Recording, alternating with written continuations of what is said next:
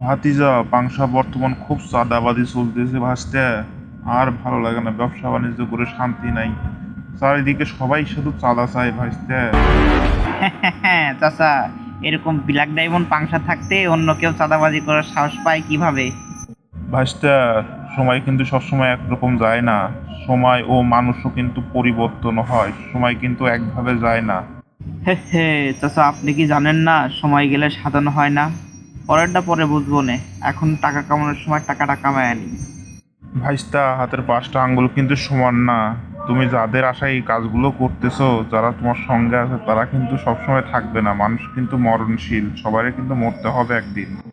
এই চাচা, আপনি আমাকে কি বোঝাবার চাচ্ছেন? পরিষ্কার করে বলেন তো, আপনি কি আমাকে ভয় দেখানোর চেষ্টা করতেছেন? না বাবা, আমি তোমাকে ভয় দেখাতে যাবো কেন?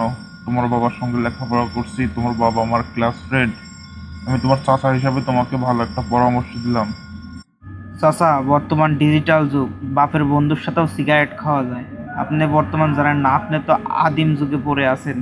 যদি আপনার কাছে একটা সিগারেট থাকে আমাকে দিয়ে যান। ভাইস্তা, তুমি আমার সাথে এরকম আচরণ করলা, এটা কখনো ভাবতে পারি নাই, মনে কষ্ট পাইলাম। এরকম তোমাদের কাছ থেকে আশা করি নাই। এখন বর্তমান যুগের পোলাপান